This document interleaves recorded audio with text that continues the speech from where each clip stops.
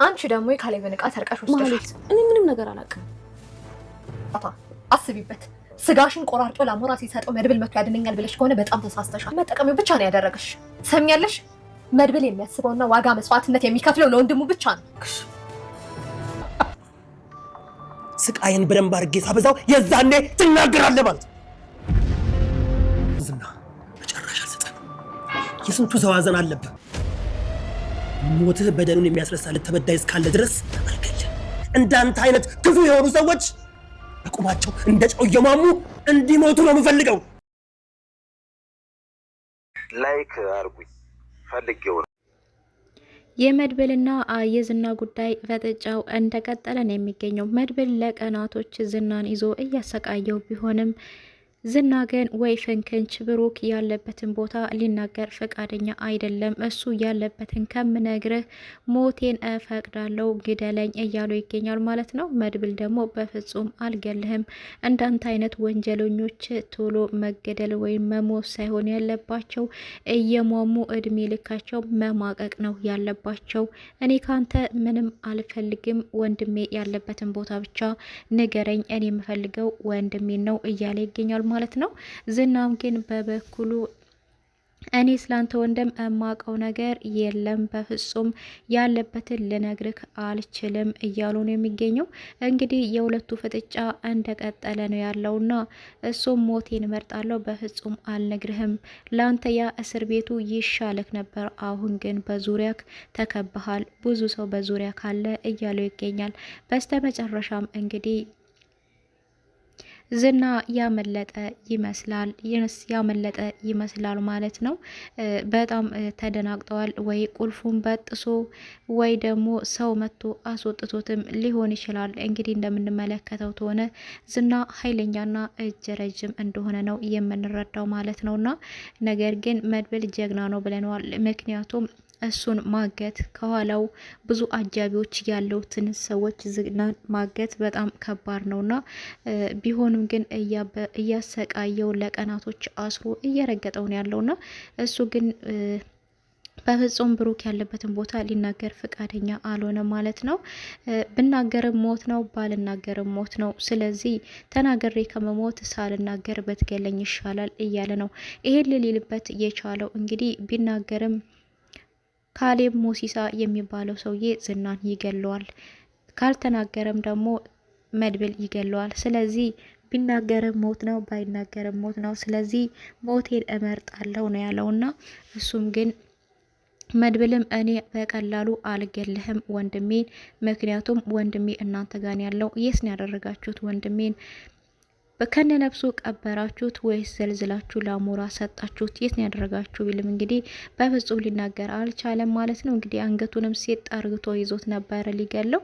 ሞገስ ግን እባክህ በእጅ ሞት ባህል ተው በማለት እየገላገለ ይገኛልና እንግዲህ እንደዚሁም ከእጁ ከኪሱ ውስጥ ምላጭ አውጥቶ አይንህን አውጣለው ወይን ፊትህን ቡራቡሬ ነው እማደርግልህ አሁኑ ነው ተናገር ቢለውም ሊናገር በፍጹም እንትና ያለው ምራቁን እየተፋበት እየዛተበት ነው የሚገኘው ዝና እንግዲህ በሰንሰለት ታስሮ ማለት ነውና ነገር ግን መድብል ተኪሱ መቀስ ሲያወጣ የቤቱ ቁልፍ ወድቆበት ነበረ።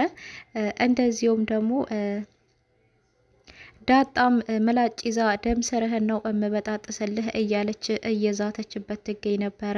ነገር ግን መድብል በጣም ስሜታዊ ሲሆን እሱን ለማረጋጋት እንግዲህ ሞገስ ወደ ውጪ ይዞት ወጥቶ ነበረ። ነገር ግን ዳጣ እዛ ቀርታ አንተ አውሬ ታስረህም ደግሞ ታስፈራለህ እንዴ? ሰው እንዴት ታስሮ ያስፈራል እንዴ? ሰው ሲስቅ እንኳን ያስፈራል እንዴ? አንተ ለምንድነው የማትናገረው? ቡራ ያለበት እያለች እንግዲህ ዙሪያውን እየሸለለች ትገኝ ነበረ ዳጣ እንዳቅሟና እሷ ግን ተይ አሉላይ ተይ አንቺ እንኳን አትረጅኝም እንዴ ዳጣዬ እያላት ነበር። ምን አባህ ነው የምረዳክ ብሯን ያደረከው እያለችው ነበረ። ነይ እሺ ጠጋበይ ላንቺ ነግርሻለው ነበር ያላትና ዳጣን እሷም እንግዲህ እውነት መስሏት ወደ ዝና ጠጋ ብላለች ምላጯን ይዛ ማለት ነው።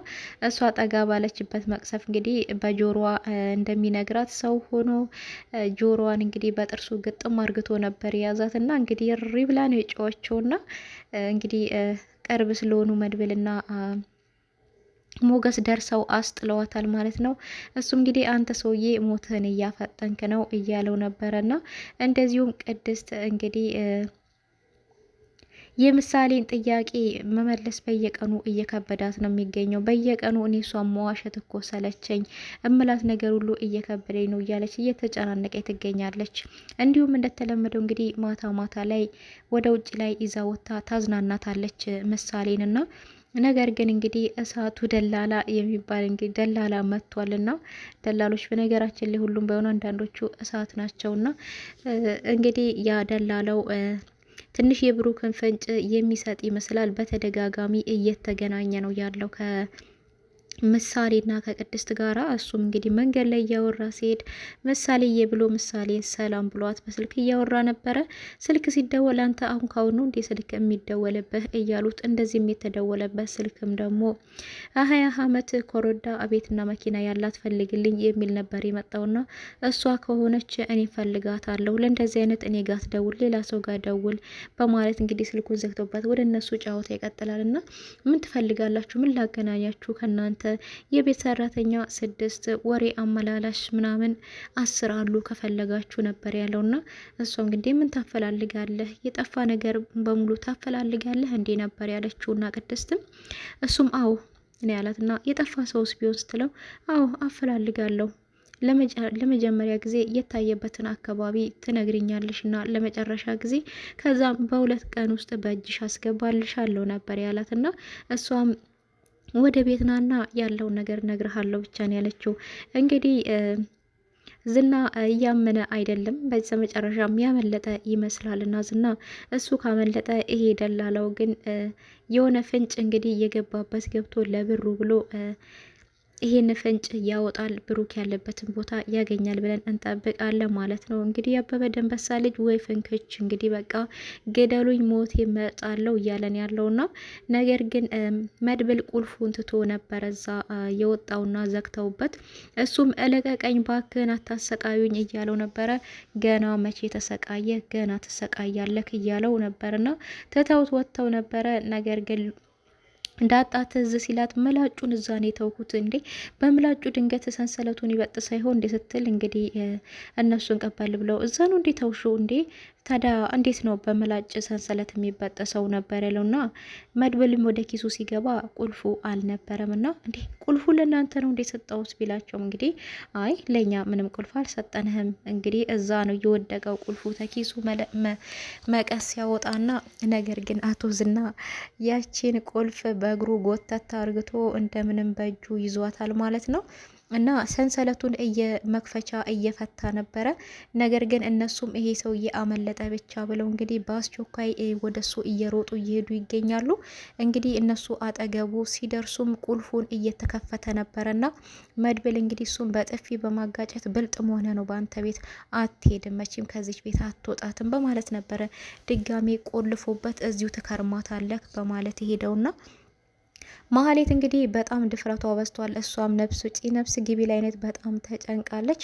አቤል ሙሲሳ የሚባለው ሰውዬም እሱን የገባችበት ገብታችሁ ማምጣት አለባት። ስለዚህ እህትሽን ኤፍራታን እገላታለሁ፣ እኔ ፊቴን አየችኝ ማለት በህይወቷ መኖር አትችልም እዚህ ምድር ላይ ማለት ነው፣ አሳምኛት እያላት ነበረ።